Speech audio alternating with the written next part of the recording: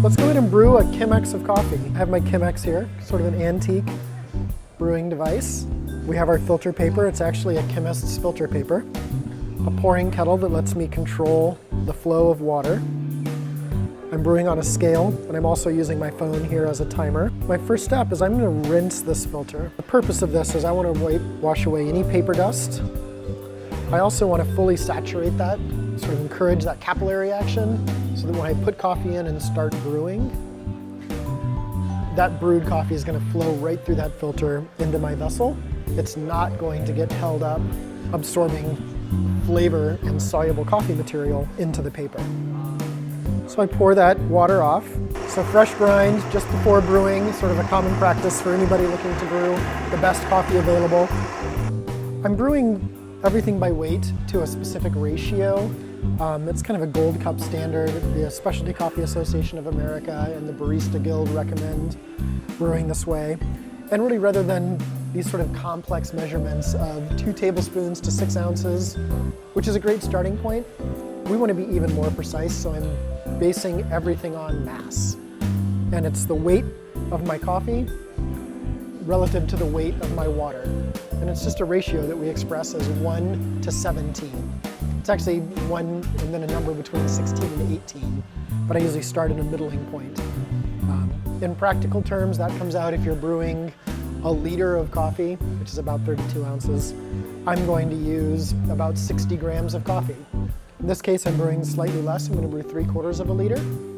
I'm going to use 45 grams of coffee, 750 grams, which equals 750 milliliters, which is 3/4 of a liter, of water. And it sounds complicated, but I think when you see it in action with the scale, with my precise measured coffee, it's a lot easier, because all that I'm having to do is watch a number on a scale, watch sort of how the coffee is flowing through, make grind adjustments if I need to based on taste and speed. But at the end of the day, once those things are dialed in, I'm not having to use sort of imprecise measurements. So I add my fresh coffee to my Chemex. I'm going to fill my kettle with fresh water just off boil. I have this water kettle set to hold the water at 208 degrees. By the time I pour it into my kettle, transfer it over here, it's going to be right at that sweet spot for brewing coffee at the best flavor, between 198 and 202 degrees. I'm going to allow this coffee to bloom. And we've all bought bags of coffee and seen that there's a valve on the bag most of the time. That valve's actually to allow gases to escape, because coffee, when it's fresh, off gases. And it actually it's hydrophobic, it's resistant to absorbing water. And we need the coffee to absorb the water to release the flavor. So by letting it bloom, letting it sit and release some of that gas, and you can see it bubbling here, it's going to give me a more even extraction, going to let me more precisely extract the soluble material from the coffee.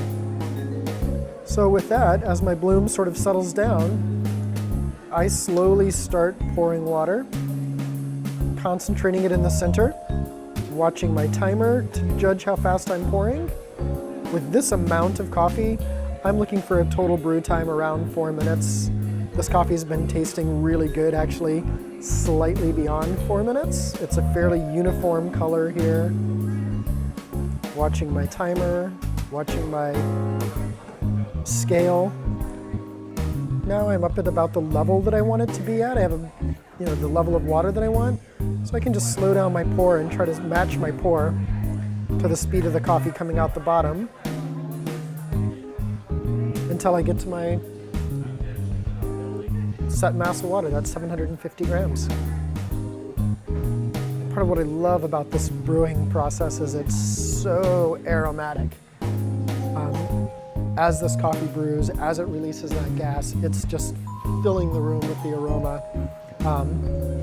And this coffee, when it's wet, has a really nice, almost like cranberry, sort of currant, red fruit, kind of a snap to it.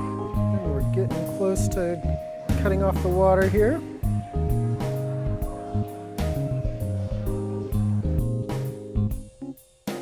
Almost there, 75 grams of water away. And the advantage to me for hand brewing coffee like this is, especially most smaller home coffee makers rarely get the water hot enough to the right temperature. And I have no control over how the water is applied to the coffee.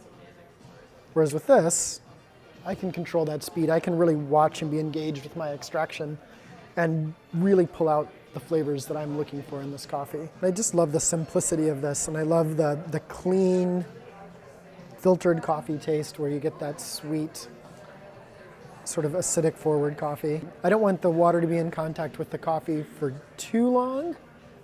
If that happens, we can tend to over extract, which can lend some off flavors and have a cup that's not as delicious as it could be. And of course, the other side is we don't want it to be under extracted, where we've failed to pull out all of the delicious parts of that coffee. And it's in this brewing that it's so important. Coffee, we already talked about the producers that we're working with. This coffee came from Rwanda. So many people have worked so hard to get this coffee to this point that if the preparation falls apart in my hands as the barista, that's really a shame. I also like this brewing method because it gives me enough to make a cup to share.